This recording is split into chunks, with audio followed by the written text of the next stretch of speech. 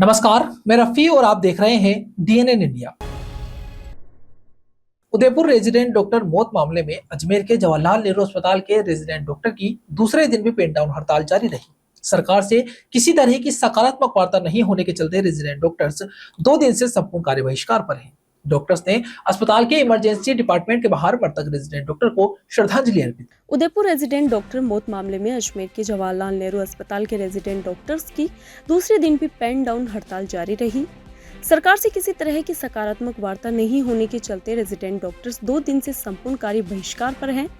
Doctors ने अस्पताल के इमरजेंसी डिपार्टमेंट के बाहर मृतक रेजिडेंट डॉक्टर को श्रद्धांजलि अर्पित की।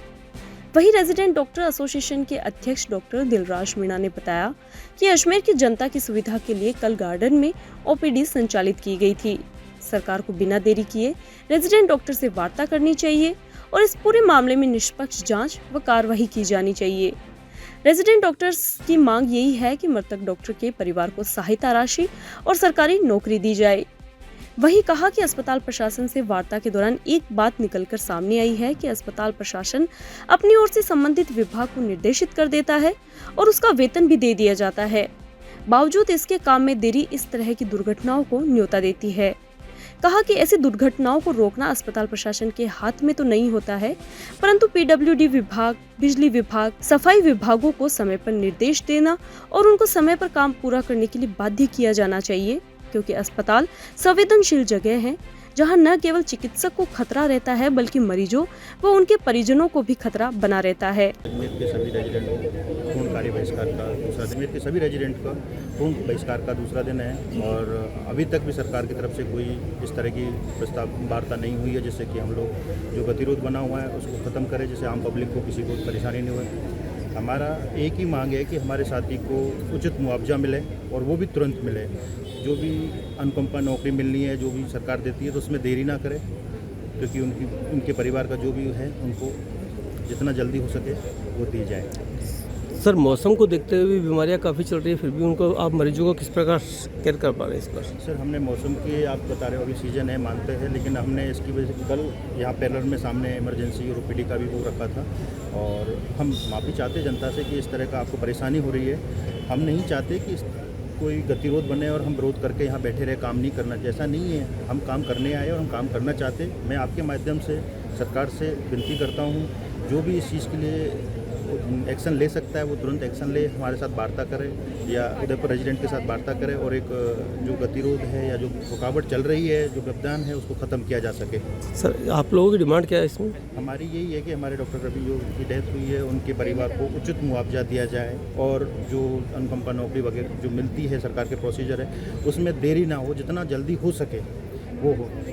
और इस तरह का जो दुर्घटनाएं होती है उसमें हो सकता है कि कॉलेज प्रशासन की भी कभी कभी हाथ में नहीं होता है, तो जो जैसे पीडब्ल्यूडी है या इलेक्ट्रिशियन वाला वो है पार्ट है, जो दूसरे अदर डिपार्टमेंट अदर विभाग है, उनको अगर हमारे यहाँ से अगर कोई लेटर जारी होता है या किसी चीज़ की हो जाती है डिमांड, तो उस पर तुरंत कॉलेज के अंदर हॉस्पिटल के अंदर ऐसी चीज़ें की सेंसिटिव जगह है, यहाँ पे हज़ारों लोगों का रोज़ का आना जाना रहता है। तो ऐसा नहीं है कि आज डॉक्टर्स के साथ या किसी मेडिकल स्टाफ के या किसी के साथ होता है, हो सकता है कि आम पब्लिक के साथ भी ऐसी दुर्घटना हो सकती है। तो इन चीज़ों पर ज़्यादा देरी ना करके तुरंत जो भी कोई शिकायत होती है तुरंत उसको ठीक करवाया जाए। सेवानिवृत्त राज्य कर्मचारी संयुक्त समन्वय समिति के बैनर तले कर्मचारियों ने गुरुवार को कलेक्ट्रेट के मुख्य द्वार पर तख्तियां लेकर प्रदर्शन कर आरजीएचएस में आए दिन हो रहे बदलाव एवं जटिल आदेशों पर अंकुश लगाकर नियमों में सरलीकरण करने की मांग को लेकर जिला कलेक्टर को मुख्यमंत्री के नाम ज्ञापन सौंपा। सेवानिवृत्त राज्य कर्मचारी संयुक्त समन्वय समिति के बैनर तले कर्मचारियों ने गुरुवार को कलेक्ट्रेट के मुख्य द्वार पर तख्तियां लेकर प्रदर्शन कर आरजीएचएस में आए दिन हो रहे बदलाव एवं जटिल आदेशों पर अंकुश लगाकर नियमों में सरलीकरण करने की मांग को लेकर जिला कलेक्टर लोक बंधु को मुख्यमंत्री के नाम ज्ञापन सौंपा। सेवानिवृत्त राज्य कर्मचारी संयुक्त समन्वय समिति के अध्यक्ष करण सिंह ने बताया कि गत दिनों 24 मई को वित्त विभाग ने आदेश जारी कर सभी राजकीय चिकित्सालयों में आरजीएचएस की ऑनलाइन पर्ची पर ही दवाइयां परामर्श करने पर ही फार्मा स्टोर द्वारा दवाइयां उपलब्ध कराई जाएगी, जबकि शहर की अन्य डिस्पेंसरियों में संसाधनों के अभाव में ऑनलाइन पर्ची जारी करना संभव नहीं है। ऐसे में पेंशनर्स को इधर उधर भटकने के लिए बाध्य होना पड़ रहा है। इन आदेशों से जो चिकित्सक अपने घरों पर आरजीएचएस लाभार्थियों को परामर्श देते थे, उन्होंने भी ऑनलाइन पर्ची के अभाव में परामर्श देना बंद कर दिया है, जिससे अस्पतालों में मरीजों की संख्याओं में इजाफा हो रहा है। परिणाम स्वरूप वृद्ध पेंशनर्स को भी मजबूरी में भीड़ भाड़ के बीच में चिकित्सालयों में लंबी कतार में खड़ा होना पड़ रहा है, जो उनकी सेहत के लिए उपयुक्त नहीं है। इस समस्या को मद्देनजर रखते हुए सेवानिवृत्त राज्य कर्मचारी संयुक्त समन्वय समिति अजमेर ने सरकार से चिकित्सकों को घरों पर परामर्श की पूर्व की व्यवस्था बहाल करने का अनुरोध किया। जीएचएस के तहत जो नियम बने हैं वो जटिल आदेश है, इससे लोग परेशान हो रहे हैं। हम सरकार से मांग करते हैं कि आरजीएस नियमों में सरलीकरण किया जाए, जिससे लोगों को आसानी से इलाज मिल जाए। अभी हाल ही में सरकार ने 24 मार्च को आदेश जारी किया कि सभी चिकित्सालयों में ऑनलाइन पर्ची दी जाएगी। ऑनलाइन पर्ची के ऊपर दवाई लिखेगा डॉक्टर, कोई दवाई मिलेगी। स्थिति ये है, ऑनलाइन के अंदर जेल में चल जाइए, बड़ी समस्या है। कंप्यूटर नहीं चल रहे हैं, कंप्यूटर फेल हो रहे हैं, लाइन नहीं आ रही है, इस तरह से परेशानी आ रही है। फिर जाओ डॉक्टर नाम लिखाने, वो उसमें टाइम लगता है, दवाई लिखाओ बहुत टाइम लगेगा। फिर दोबारा आओ पर्ची को अपलोड कराओ तो वहाँ पर कहने का साइट नहीं आ रही है, नेट बराबर नहीं चल रहा है। कुल मिला के एक घंटा लोगों को लग जाता है। हमारा निवेदन है कि सरकार जो वो सरलीकरण करेगी। इसके साथ ही हमारे जो मित्तल हॉस्पिटल है, क्षेत्रपाल है, आर्या है, आरएन हॉस्पिटल है, ये आरजीएस अप्रूव्ड है, लेकिन इन्होंने सीमित संख्या में मरीज देखते हैं, 20-25 वगैरह। तो आपने आरजीएस में अपलोड कराया, मरीज पूरे क्यों देखते हैं? इसलिए सरकार से मांग की है जो निजी चिकित्सालय है जिनके परफॉर्मेंस सही नहीं है उनको आरजीएस से बाहर किया जाए, यही हमारी मांग है। इसके अलावा सरकार से मांग की है, यदि आपसे आरजीएस में योजना याद नहीं समझती है तो पुरानी जो व्यवस्था है आरजीएस की मेडिकल डायरी शुरू कर जाए, ताकि लोगों को। दिया और बाती टीवी सीरियल से जनता के दिलों पर राज कर रही भाबो उर्फ नीलो वाघेला बुधवार को अजमेर पहुंची, जहां अभिनेत्री नीतू वाघेला ने अजमेर की निजी होटल में आयोजित सेमिनार में शिरकत की। सेमिनार में विजेताओं को प्रशस्ति पत्र व स्मृति चिन्ह देकर सम्मानित किया। अभिनेत्री ने आयोजकों को धन्यवाद दिया और सेमिनार के बारे में मेकअप आर्टिस्ट व अन्य कलाकारों के कार्यों की सराहना की। दिया और बाती टीवी सीरियल से जनता के दिलों पर राज कर रही भाबो उर्फ नीलू वाघेला बुधवार को अजमेर पहुंची, जहां अभिनेत्री नीलू वाघेला ने अजमेर की निजी होटल में आयोजित सेमिनार में शिरकत की। सेमिनार में विजेताओं को प्रशस्ति पत्र व स्मृति चिन्ह देकर सम्मानित किया। अभिनेत्री ने आयोजकों का धन्यवाद दिया और सेमिनार के बारे में मेकअप आर्टिस्ट व अन्य कलाकारों की सराहना की। अभिनेत्री ने कहा कि गांव के लोगों की प्रतिभा को निखारने के लिए लगातार सेमिनार आयोजक कार्यरत हैं। ये बेहद ही सराहनीय कदम है। आयोजकों के उज्जवल भविष्य की अभिनेत्री ने कामना की। अभिनेत्री ने युवाओं का उत्साहवर्धन किया और कहा कि किसी को भी किसी पर भी निर्भर नहीं रहना चाहिए। अपना काम ईमानदारी और साहस पूर्वक करें। काम को लेकर अधिक स्ट्रेस न ले और डिप्रेशन में जाने से बचें। बताया कि शुरुआती दौर में उन्होंने भी खूब मेहनत की। उनका इस इंडस्ट्री में कोई गॉडफादर नहीं था। दिया और बाती में भाबो का कैरेक्टर लोगों ने इतना पसंद किया, उसके पीछे सिर्फ मेहनत और लगन है। कई बार अपने काम को लेकर त्याग भी करना पड़ता है, कई बार परिवार का त्याग और कई बार अपने स्वास्थ्य का त्याग। इन सब के बावजूद अपने काम पर ध्यान दो, कर्म करते रहिए, फल की इच्छा मत करिए। इसी भावना से मेहनत और लगन से अपने काम को करें। अभिनेत्री ने अपने आगामी कार्यक्रम की विस्तृत जानकारी भी साझा की। एक्चुअल देखा जाए तो मैं दिया बाती की शूटिंग के दौरान अजमेर आई थी, लेकिन हम शूट नहीं कर पाए थे। बहुत ज़्यादा भीड़ हो गई थी और हमारी यूनिट को वापस जाना पड़ा था। तो मैं और संध्या तो होटल तक भी नहीं पहुँचे थे, हम सीधा एयरपोर्ट ही पहुँचे थे। मैं यही बता रही थी अखिल जी को, जो उन्होंने मुझे कांटेक्ट किया। And I really thanks Rehana Khan and Mateen Khan, दोनों को ही मुझे वापस अजमेर बुला करके अपनी मिट्टी से, अपनी मिट्टी की खुशबू को पाने का मौका दिया। और यहाँ इतने ब्यूटीफुल लोग आए हैं, इतना अच्छा मेकअप, इतने अच्छे स्टाइलिस्ट है। एंड रियली हमें नहीं पता कि गांव में भी लोग इतना अच्छा सीखते हैं, इतनी अच्छी कला लोगों तक पहुंचाते हैं, उनको हेल्प करते हैं, उनको सपोर्ट करते हैं आगे बढ़ने के लिए। तो really thank you very much and congratulation to Rehan Khan and Mateen Khan. मैं उन सबको यही कहूँगी कि प्लीज़ किसी पे भी निर्भर मत रहिए, अपना काम खुद को करना है, इंडिपेंडेंट रहिए, बिकॉज़ बहुत स्ट्रगल है। और डिप्रेशन में बिल्कुल मत जाइएगा, क्योंकि हार के बाद ही जीत है। मेरा भी कोई गॉडफादर नहीं था और मैं फर्स्ट शो जो टेलीविज़न का था वो था मेरा दिया और बाती हम। मुझे नहीं पता था कि भाबो कैरेक्टर इतना पॉपुलर हो जाएगा, इतना आइकॉनिक हो जाएगा। मेरा फर्स्ट शो था और मैंने किया और बहुत मेहनत थी। ऐसी बात नहीं है कि बिना मेहनत के आप वहाँ पहुँच सकते हो। बहुत मेहनत, मतलब फैमिली का सेक्रीफाइस होता है, खुद की हेल्थ का सेक्रीफाइस होता है। तो हिम्मत मत हारिए कि अरे हम इतने साल से कर रहे हैं, हम तो कुछ कर नहीं पाए। ऐसा नहीं होता है। आप कर्म करते जाइए, फल देने के लिए ऊपर वाला बैठा है, वो ज़रूर देता है। अभी मेरा स्टार प्लस पे आ रहा है, कभी नीम नीम कभी शहद शहद, स्टार प्लस पे है 8 बजे रोज़। उसके बाद सोनी पे भी मेरा नेक्स्ट शो है जो नेक्स्ट मंथ लॉन्च हो रहा है, तो आप लोग मुझे उसमें देखेंगे। Thank you. यहाँ रुकते हैं एक छोटे से ब्रेक के लिए, जल्द हाजिर होंगे खबरों के नए सफर के साथ। कैंसर बीमारी ही ऐसी है, चिंता तो होगी ना। लेकिन अब अपनी चिंता को बदलो विश्वास में, क्योंकि आदिनाथ कैंसर मेडिसिटी में है रेडियोथेरेपी, कीमोथेरेपी और कैंसर सर्जरी के उपचार के साथ आधुनिक सुविधाएं भी। विजिट करें आदिनाथ कैंसर मेडिसिटी एट चाची आवास Ajmer.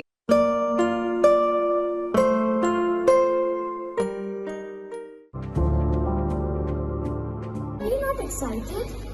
Holidays will be very boring for me.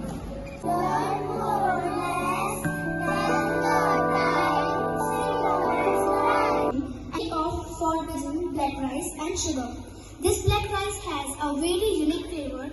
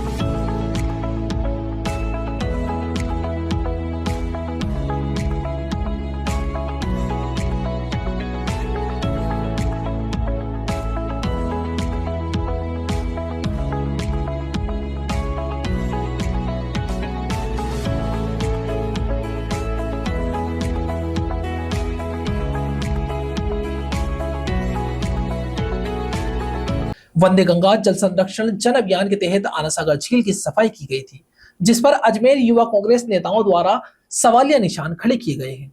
युवा कांग्रेस नेता ने आनासागर झील के आसपास फैल रहे कचरे को एकत्रित कर उस कचरे के ढेर पर प्रदेश के मुख्यमंत्री का पुतला फूंक कर अपना विरोध जाहिर किया। राज्य सरकार द्वारा चलाए गए वंदे गंगा जल संरक्षण जन अभियान के तहत आनासागर झील की सफाई की गई थी, जिस पर अजमेर युवा कांग्रेस नेताओं द्वारा सवालिया निशान खड़े किए गए हैं। युवा कांग्रेस नेताओं ने आनासागर झील के आसपास फैले कचरे को एकत्रित कर उस कचरे के ढेर पर प्रदेश के मुख्यमंत्री भजनलाल शर्मा का पुतला फूंक कर अपना विरोध जाहिर किया।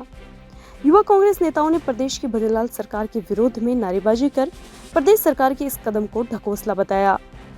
युवा कांग्रेस के जिला अध्यक्ष मोहित मल्होत्रा ने कहा कि वंदे गंगा जल संरक्षण जन अभियान के तहत किसी तरह का कोई श्रमदान नहीं किया गया था। युवा कांग्रेस नेताओं ने आनासागर में उतरकर चारों ओर फैले कचरे को एकत्रित किया और उसी कचरे पर अभियान की शुरुआत करने वाले प्रदेश सीएम का पुतला जलाकर विरोध प्रदर्शन किया। जिला अध्यक्ष ने जिला प्रशासन से मांग करते हुए कहा कि प्रशासन को मौके पर आकर आनासागर झील की सफाई करवानी चाहिए, जिससे आम जनता को बदबू से राहत मिल सके और स्मार्ट सिटी के नाम को चरितार्थ किया जा सके। वहीं अगर समय रहते उनकी मांगों को नहीं माना गया तो आने वाले दिनों में युवा कांग्रेस उग्र आंदोलन करेगी, जिसकी संपूर्ण जिम्मेदारी प्रशासन की होगी।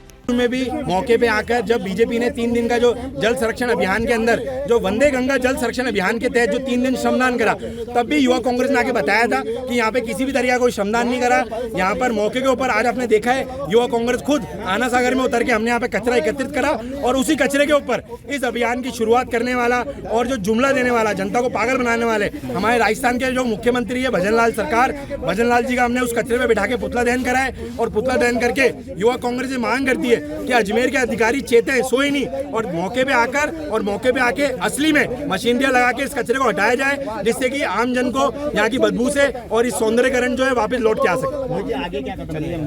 युवा कांग्रेस का एक कदम रहेगा कि जिस तरीके से यूथ कांग्रेस ने पूर्व में भी ये मांग करी थी, आज फिर यूथ कांग्रेस ने मांग करी है कि यहाँ पर जो ढकोसलापन हो रखा है अजमेर के अंदर, श्रमदान करके 3 दिन का श्रमदान करा, 3 दिन के अंदर आम जन को, पब्लिक को बेवकूफ बनाया और इतना बड़ा जो अभियान चलाया है राजस्थान सरकार ने, उसके मुख्यमंत्री की जो शुरुआत करी, उस मुख्यमंत्री का ही हमने उस कचरा इकट्ठा करके उस कचरे पे मुख्यमंत्री जी को बैठा के अपना पुतला दहन करा है। इसका जो विरोध प्रदर्शन है जो बीजेपी सरकार द्वारा वंदे गंगा जल संरक्षण अभियान जो चल रहा है, आप ये देख लो कि यहाँ के बीजेपी के जो नेता आए थे, फोटो खिंचवाई, वो सोशल मीडिया पे लगाई इनका काम यही है। बस बीजेपी सरकार बोलती है कि हम ये काम कर रहे हैं, लेकिन वो है कि खोता चना बाजे गना, बस वो काम बोलती है लेकिन करती कुछ भी नहीं है। यहाँ पर उनके मंत्री जी भी आए थे, लेकिन वो भी इंजन का डब्बे की तरह है, इसमें क्रूज में बैठ के घूमकर वापस निकल गए। मंत्री जी ने भी कुछ एक्शन नहीं लिया। आज आप स्थिति देख लो कि इनके बीजेपी के नेता बहुत कुछ बोलते हैं लेकिन काम कुछ भी नहीं होता है। कहने का मतलब ये तोते जने हैं बीजेपी वाले। जैसा कि बीजेपी दिखा रही थी, साफ सफाई आनासागरी करी रही है मुख्यमंत्री के आह्वान पे वंदे जल योजना की, उसकी हकीकत आप लोगों के सामने है। पूरे जमाने भर का कचरा इस आना सागर के अंदर अभी भी निकल रहा है। आप देखिए 2 नाले आप लोगों के सामने जो गंदा पानी यहाँ छोड़ रहे हैं, बिना इनकी औकात ही नहीं है कि पानी को डिस्टिल करा करके उसको फिल्टर करा करके आना सागर में छोड़ सके। तो उसको जो इतना बड़ा करोड़ों रुपए की लागत से बनाया है पानी फिल्टर करने के लिए, उसको बंद कर देना चाहिए। जनता को गुमराह नहीं करना चाहिए। यूथ कांग्रेस ने आज मुख्यमंत्री का पुतला जलाया है कचरे के ऊपर बैठा करके। ये दर्शाता है कि आप सही में कचरे के ऊपर बैठे हुए हैं। और आंखें खोलो, देखो अपने अफसरों को, अपने नेताओं को, क्या क्या वो हकीकत में जनता का काम कर रहे हैं। आप देखिए आज ही एक प्रमुख समाचार पत्र के अंदर एक खबर आई है, जो पॉकलेन मशीन आना सागर के लिए सफाई के लिए लगाई गई थी, वो ठेकेदार उसको अपने निजी कामों में ले रहा था। इसका जवाब हम आप लोगों के माध्यम से मांगते हैं। इसका जवाब मेयर को, आयुक्त महोदय को और जो भी इसके अंदर संबंधित लोग हैं उनको देना पड़ेगा। यूथ कांग्रेस आकर के उनकी सीटों पर उनका घेराव करेगी जल्द ही, अगर ये सफाई नहीं करा। संभागीय मुख्यालय पर आज नवनियुक्त संभागीय आयुक्त शक्ति सिंह राठौर ने औपचारिक रूप से कार्यभार ग्रहण कर लिया है। इस अवसर पर प्रशासनिक अधिकारी, समाजसेवी और जनप्रतिनिधियों ने उनका आत्मीय स्वागत किया। संभागीय मुख्यालय पर आज नवनियुक्त संभागीय आयुक्त शक्ति सिंह राठौर ने औपचारिक रूप से कार्यभार ग्रहण कर लिया है। इस अवसर पर प्रशासनिक अधिकारियों, समाज सेवियों और जनप्रतिनिधियों ने उनका आत्मीय स्वागत किया। पदभार ग्रहण के पश्चात राठौर ने मीडिया से बातचीत में स्पष्ट किया कि उनकी प्राथमिकता सरकार की जन कल्याणकारी योजनाओं की प्रभावी मॉनिटरिंग रहेगी, ताकि योजनाओं का लाभ आम जन तक सीधे और सरल रूप से पहुंचे। उन्होंने कहा कि स्वावलंबन शिविरों के माध्यम से ग्रामीण व शहरी क्षेत्रों के लोगों को अधिक से अधिक लाभ पहुंचाना लक्ष्य रहेगा। इसके लिए शिविरों की नियमित समीक्षा कर क्रियान्वयन को मजबूती दी जाएगी। बरसात के मौसम की शुरुआत को देखते हुए उन्होंने कहा कि छोटे बड़े जलाशयों और जल भराव वाले क्षेत्रों पर प्रशासन की कड़ी निगाह रहेगी, जिससे कि किसी भी आपदा की स्थिति से समय रहते निपटा जा सके। राठौर ने कहा कि उनका लक्ष्य एक निष्पक्ष, जवाबदेह और संवेदनशील प्रशासन देने का रहेगा, जो जनता के विश्वास पर खरा उतरे। देखिए, संभागीय स्तर पर प्राथमिकताएं जो राज्य सरकार ने है, नीतियां है, कार्यक्रम है, उन सबका क्रियान्वयन बहुत अच्छे तरह से करना और सफल प्रशासन देना हमारी प्राथमिकता है। सबसे बड़ी बात, अभी स्वावलंबन कैंप चल रहे हैं पूरे स्टेट में, पूरे संभाग में, 6 जिलों में। उन कैंप्स में 16 विभागों द्वारा विभिन्न प्रकार के कार्य किए जा रहे हैं। उसको सबसे बड़ी प्राथमिकता है। और अभी बारिश का मौसम प्रारंभ हो गया है, इसमें जो भी शहरी निकायों में और ग्रामीण क्षेत्रों में पूरी सफाई व्यवस्था और पूरे जो वाटर रिसोर्सेज के स्रोत हैं उनका रखरखाव और राज्य सरकार से जो भी निर्देश प्राप्त होते हैं उनका क्रियान्वयन करना, और जो पब्लिक सर्विसेज है, लोक सेवाएं हैं, उनकी डिलीवरी, उनकी गुणवत्ता में सुधार और चिकित्सा और स्वास्थ्य क्षेत्र में बेहतर सुविधाएं देना हमारी सबसे बड़ी प्राथमिकता रहेगी। अजमेर की आना सागर चौपाटी के पास बने सुभाष उद्यान की अव्यवस्थाओं को लेकर पार्षद गजेंद्र सिंह रलावता ने नाराजगी जताई और जिला प्रशासन से इस ओर ध्यान देने की दरखास्त की। अजमेर के आना सागर चौपाटी के पास बने सुभाष उद्यान की अव्यवस्थाओं को लेकर पार्षद गजेंद्र सिंह रलावता ने नाराजगी जताई है और जिला प्रशासन से इस ओर ध्यान देने की दरख्वास्त की है। पार्षद ने उद्यान की स्थिति की बारीकी से जानकारी दी और बताया कि उद्यान की शोभा बढ़ाने वाले जल स्रोतों में गंदगी भरी पड़ी है और बारिश होने से अब उनमें बदबू आ रही है। वही बताया कि बाहर से खाने पीने की सामग्रियां वैसे तो वर्जित है, परंतु उद्यान के अंदर ही रखे फ्रिज से खाने पीने की वस्तुएं ऊंचे दामों में बेची जा रही है और शहर की आम जनता वहीं से चिप्स, कुरकुरे खरीदकर उनका कचरा उसी उद्यान में फेंक रहे हैं। नियमित सफाई के अभाव में चारों तरफ का वातावरण प्रदूषित हो रहा है। साथ ही बारिश के समय में बिजली के तार लटके हुए हैं, जिससे दुर्घटनाएं होने की संभावनाएं बढ़ रही है। पार्षद ने बताया कि इस पूरे मामले में निगम को चिट्ठी लिखकर ठेकेदारों की फाइलों का निरीक्षण करवाने की मांग की गई है, परंतु 1 महीने होने के बावजूद किसी तरह की कार्रवाई नहीं हुई, जिसके चलते पार्षद ने जिला प्रशासन से इस ओर ध्यान देकर व्यवस्थाएं सुचारू करवाने की अपील की है। जी देखिए, ये जो सुभाष उद्यान है, जिसको दौलत बाग के नाम से भी जाना जाता है, जो शहर का हृदय स्थल रहा है और बहुत ही महत्वपूर्ण जगह है ये निगम की, जिसमें करोड़ों रुपए लगा करके इसका इतना विकास किया था और विकास करके जब जो इस पे ठेके पे सब सौंपा गया, आज की स्थिति ये है कि यहाँ आप देखेंगे तो जो भी पानी के जो भरे हुए हैं, जो फव्वारों के कुंडे और हैं, उनमें देखिए जो इन दिनों बरसात हुई है उसका कचरा और पानी भरा पड़ा है। इसके अलावा आप देखिए जहाँ बार बोर्ड लगा हुआ है कि अंदर खाने की सामग्री ले जाना वर्जित है, तो सिर्फ जो आदमी अगर किसी का टिफ़िन हो उसको तो वर्जित है, लेकिन वहीं अंदर खड़े जो रखा हुआ इनका फ्रिज, उस फ्रिज से आइसक्रीम बेची जाती है और सामग्री बेची जाती है और कई लोगों को पैसे लेके अंदर सामग्री बेचने के लिए भेजा जाता है। उन सामग्री को खा के जो लोग वहाँ कचरा बिखेर रहे हैं, जगह जगह पूरा कचरा हो रखा है, पूरा नियम और कानून का उल्लंघन हो रहा है और पूरा आप देखिएगा जगह जगह तो तार खुले हैं, बरसात का टाइम है, कभी भी कोई घटना हो सकती है।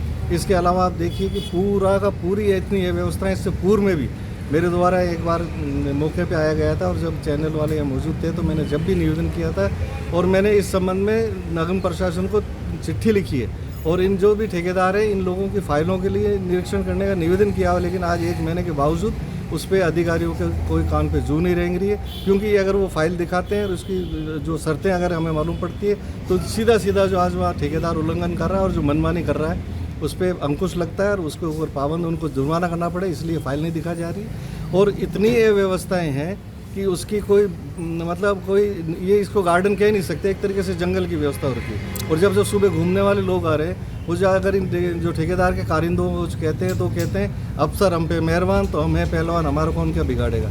ये स्थिति जब निगम के अफसर यहाँ देखेंगे नहीं, और मैं आपके चैनल के माध्यम से जिला प्रशासन से निवेदन करना चाहूँगा कि वो जो सर्किट हाउस है उस सर्किट हाउस पे जब भी कोई बड़े नेता है या कोई बड़े अधिकारी आके मीटिंग लेते हैं तो वो उसी गार्डन के सामने से निकलते हैं, उस गार्डन ऊपर से उन्हें दिखता है, कृपया करके वो इस गार्डन का एक बार उस पर संज्ञान तो लें, कलेक्टर महोदय उसका संज्ञान तो लें, सिटी मजिस्ट्रेट महोदय उनका संज्ञान तो लें कि निगम के इस गार्डन की क्या हालत है।